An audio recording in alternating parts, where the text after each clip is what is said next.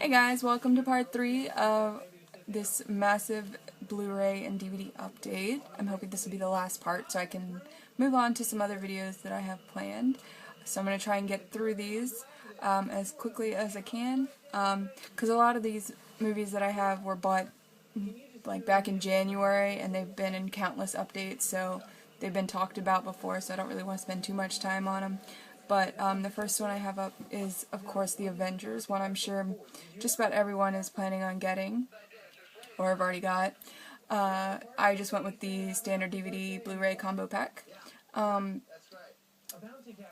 Amazing film, brilliant, of course, directed and written by Joss Whedon, who, in my opinion, can really do no wrong.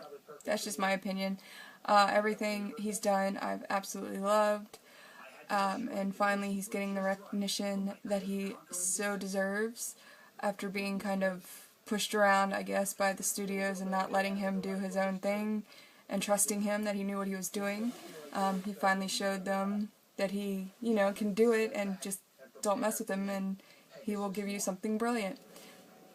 This so much fun, and I cannot wait for part 2, but that's quite a while away.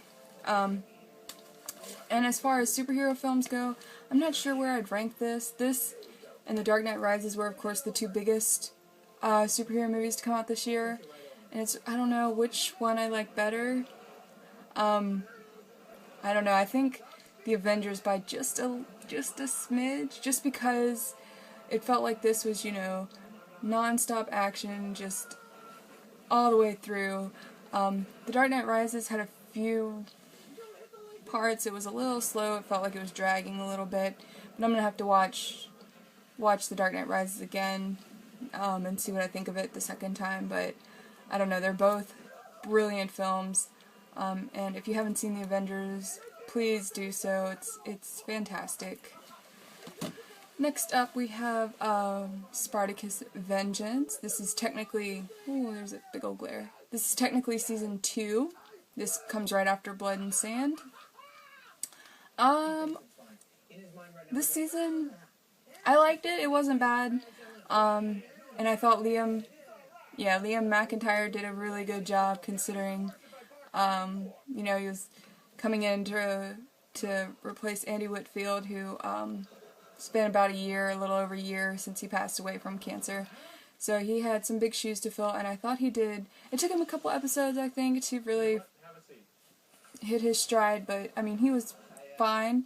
Obviously it's really tough to replace an actor in the middle of a series, but they did the best they could. I don't know, though, the next season, I don't know what's going on. I'm gonna like it, because they killed off...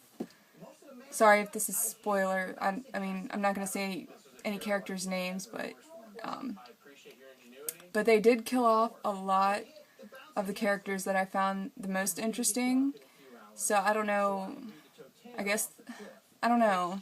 I don't know if I'm that excited for War of the Damned or not, because it's going to be the last season, so of course I'm going to watch it, but I don't know how I feel about where everything stands, how they ended this season and all that, so, but we'll see. But this season, they did the best they could, without Andy Whitfield and everything, but I think it was good. I think they did a good job.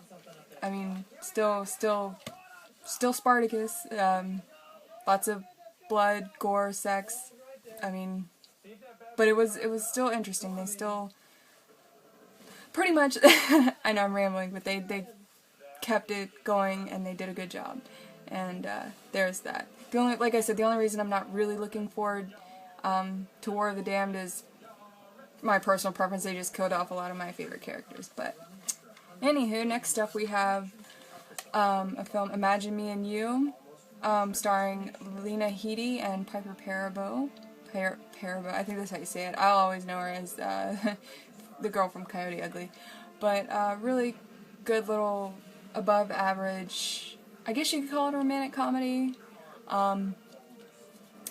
Pretty much. It's I cannot say her last name, Piper Parabo's character, gets married, and Lena Headey plays the florist at her wedding, and they kind of meet, and they, you know, kind of feel this attraction for one another, and they kind of, you know, have to deal with it. Obviously, Piper's character is married, so there's kind of that little snafu there, but it's a really good movie, and I really recommend checking it out.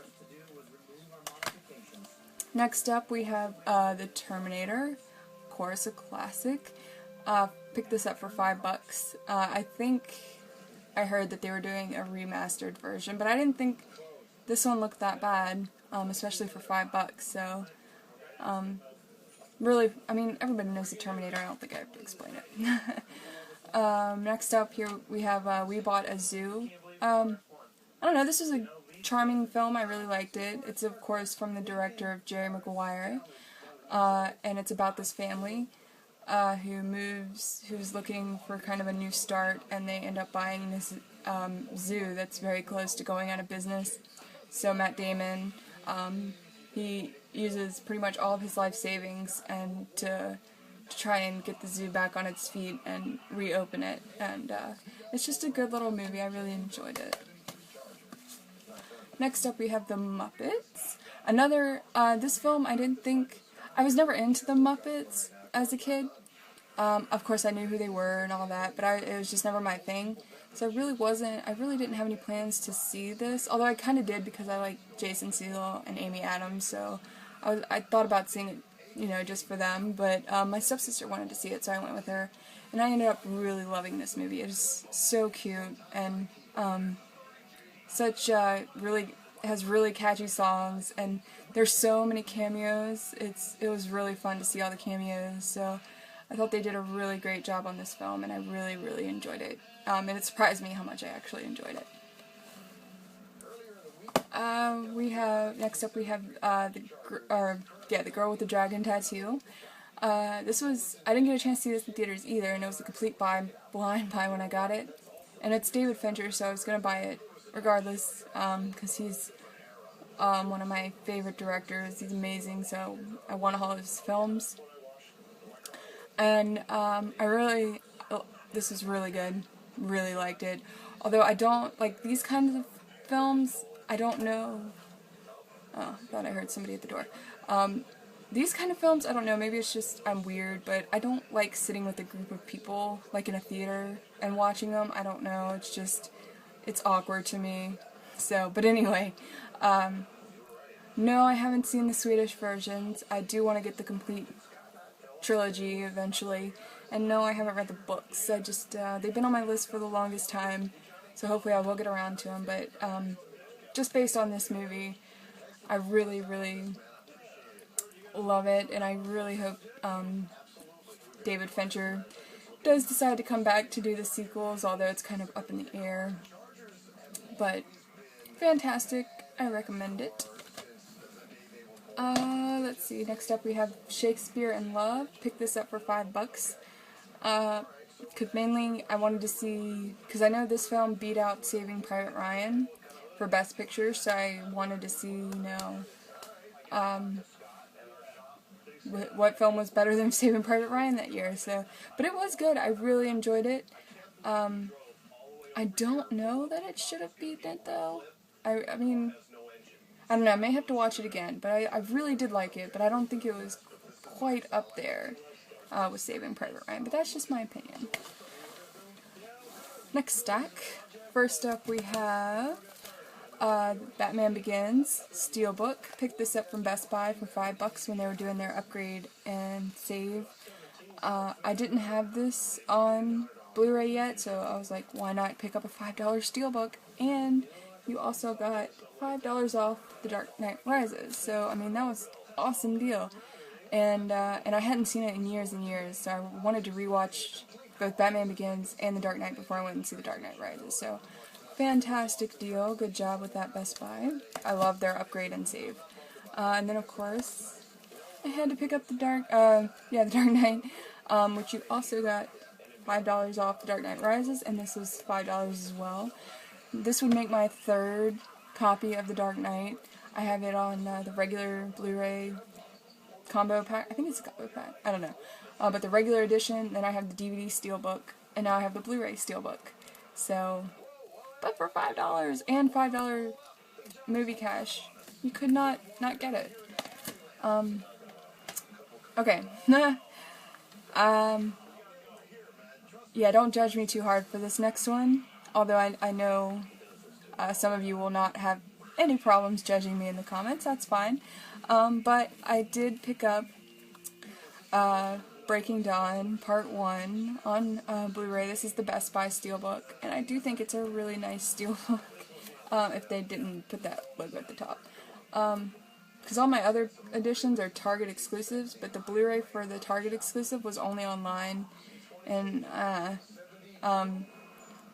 don't, yeah, their packaging's not very good. But, so I just went to Best Buy and picked this up. I know, I mean, these are really guilty pleasure movies for me. There's no other way to explain it. I know their faults, I know, but I really like Rob Pattinson and Kristen Stewart. I do. And if it wasn't for them, I don't think I would watch the films, but I like them. I don't know, but, I did think this was pretty good, and I wanted to see this because I wanted to see how they were going to pull off some of these scenes from the book. I thought they did a good job, pretty good job, as best they could, I guess. And like I said, Twilight is a really complicated subject for me. But I bought it. I don't care. Say what you want. I don't care. Next up, we have a really awesome film that hasn't got a lot of attention, but I think deserves it. It's Dirty Girl. It stars Juno Temple, Mila Jovovich, William H. Macy, and that's the only other name I recognize. But it has a really great cast. And like I said, this was kind of a very under-the-radar film. I remember seeing the trailer for it a long time ago, and then I kind of forgot about it. And then I don't know, I saw something, an advertisement again for it, and I was like, I have got to see this, and it's a good little indie film. It's kind of a road trip film, and I love those. Juno Temple plays Danielle, who's kind of the school slut a little bit. She's very rebellious, and she doesn't know who her dad is, so she is partnered up with this boy in one of her classes, and he's clearly gay, and so he gets bullied a lot, especially from his dad, and his mom doesn't do anything about it. So they are kind of teamed up to do this project, it's about their family tree, and she doesn't know who her dad is, so she gets the idea to go and go on this trip to find him. So it's really good. I really, really recommend it. I don't know why this didn't get a Blu-ray release, but it didn't. But you can find the DVD now for pretty cheap, so I do recommend checking that one out. Next up, we have Mermaids, starring Cher, Winona Ryder, and a really young Christina Ricci. I don't know, I saw this on TV, and I missed, came in halfway when it was over, so I wanted to go out and pick it up, because, I really enjoyed what I did catch, and it was a good movie. I really enjoyed it. I think I'm trying to think of how to explain the plot, because I'm no good at that. Pretty much, Cher and her two daughters, played by Winona Ryder and Christina Ricci, they move around a lot, and it's really hard to explain. and they finally settle down in this little town. And, just check it out. I really recommend it. You could probably find the summary online, because I suck at explaining summarizing a movie without giving the whole thing away. But, I recommend looking it up and checking it out. It's a really good little movie. I know, I'm such a good movie person. I can't even give you a summary, right? That's why I don't do reviews. I can't. Next up, we have one of my all-time favorite films. It is Cold Mountain. I was so excited when we finally got a Blu-ray release here in the US. It looks fantastic and sounds fantastic. I just love everything about this movie. Cast, the fantastic soundtrack. I own the soundtrack. I don't buy too many soundtracks, but I definitely bought this one. It's of course based on the book, which I do own the book, and I'm halfway through it. It's a little challenging to read, so I read a couple chapters every now and then. But it's set during the Civil War, and Nicole Kidman, she's used to, living. Her family was pretty wealthy, but then her father dies, so she has to survive on her own. And then Inman, who's played by Jude Law, he has to go. They strike up a romance, and he has to go fight, and they see that, and God damn it, I cannot explain movies. I ramble. He gets injured, and he does his best. He decides to leave the army and does everything he can to get back to Ada, played by Nicole Kidman. And then you've also got Renee Zellweger, who won a Best Supporting Actress, which she definitely deserved. She's definitely the standout in this movie. She plays Ruby, who comes to Ada's farmhouse and offers to help her out and teach her how to plant crops and cook and all that, and they become really good friends. And it's just a really good movie. I really love it a lot. And this came out a while ago, so hopefully a lot of people have seen it. But if you haven't, I really recommend it, despite my horrible summary. Next up, we have Drive, starring the amazing Ryan Gosling. Love Ryan Gosling. I love cars, so this is, in my opinion, a pretty fantastic film. Really good. A lot of people talked about it already. But again, haven't seen it. You need to. It's really good. And I'm trying to hurry up so I can get through this. Next up, we have 10 Things I Hate About You, starring Julia Stiles and Heath Ledger. This is one I actually had never seen till I got this for $5 again from Best Buy Save and Trade. And I actually still haven't watched it. It's still sealed. But I've heard nothing but good things about this film. And I love teen comedies from the late 90s, early 2000s, because that's when I was kind of a teenager. So that's when I was watching most of these. So I cannot wait to finally check this out. But like I said, nothing but good things. I like both the lead actors in it, so I'm really excited to watch it eventually. So I hope you enjoyed that, despite my rambling a little bit. But next up, I'm probably going to do a video about my favorite films to watch during Halloween. I know a lot of people are doing those. It's going to just cover all my favorite films, whether it's horror or, family films that I like. Because I actually don't have that much horror. I mean, I feel like when it comes to horror films, I talk about the same ones over and over again. So we'll see how that video goes. But as always, thank you so very much for subscribing and commenting. You all are wonderful, and I love talking to you, and I know I've got some messages in my inbox I need to answer, so I'll do that as soon as possible. And I hope everything is well with everybody, and I will see y'all with my next video. Okay, I had a couple of things that I forgot, so I'm just tagging them on to the end of the video, but I'll do them really quick. First one up is True Blood Season 4 on Blu-ray. I gotta rewatch the season. From what I remember, it was alright. I don't know, Season 5, it was pretty good.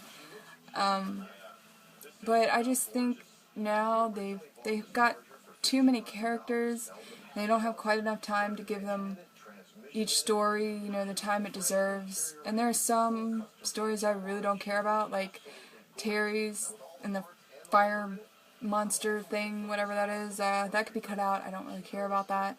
But I don't, like I said, I really need to rewatch season 4, but from what I remember, it was alright. But I'm gonna keep watching True Blood because there are quite a few characters I really do love, and I'm really interested to see what happens. But I don't think it's quite as good as, you know, seasons 1 and 2 were. But like I said, I'm gonna stick with it. I mean, it's not horrible by any means, but I just think it's, going in a direction that I don't think is that great. I think it's taken away from the show more than helping it. But that's just my opinion. Tell me what you think, or what's, I don't know, my favorite season I think is probably 2. But I don't know. So, but I'm gonna rewatch seasons 1 through 5 as soon as I get a chance. Hopefully before season 6 starts. And then I picked up season 5 of Big Love. If you remember in a couple updates ago, I guess, from when I worked at Blockbuster, I picked up seasons 1 through 4 for like $2 a piece. And so I really wanted to get season 5 to finish it off. When I did that in that update, a lot of people left in the comments saying that they didn't, you know, have any interest in this show, you know, because obviously they didn't like, you know, plural marriage or agree with it. And I thought that was kind of interesting because I've never, decided not to watch a show just because it was about something I didn't like agree with. I don't know. Like I would never do polygamy, but I'm really interested in seeing kind of like a different way of living, different way of life, I guess. And it's done in such a way in this show. It's not like the kind of stuff we see on the news. I get, well, they do. They have this compound called Juniper Creek, and that's like the bad aspect of polygamy. But the Hendricksons, just the family dynamic is so interesting, and the way this show is written and the acting is fantastic. And it's just I kind of a little insight into a different way of life, and that's why I enjoy TV and film so much. Just because you get to see so many different things. I don't know. I just thought I'd bring that up just because I thought it was interesting. And if any of you guys who left a comment saying that they weren't interested in watching it, I still think just maybe give it a little chance. Because I would never do the polygamy thing either, and I don't know how I really feel about it. I'm kind of one of those live and let live kind of people. If you're a consenting adult, it's none of my business how they choose to live their lives, but like I said, the dynamic between these characters, especially the way the relationships between each of the sister wives, the 3 wives, their relationship is probably the most interesting thing on the show. How they make their household work, and how they work with each other, and manage their lives together. It's really, and deal with everything that comes their way. It's really interesting, really well written. It stars Bill Paxton, Ginnifer Goodwin, Jean Triplehorn, and Chloe Sevigny. Like I said, phenomenal cast. And I really do recommend this show. Really good. Like I said, really good. So that's just the 2 things I forgot in the main part of this video. So thanks for sticking around, guys. Thanks for watching, and I will catch y'all later.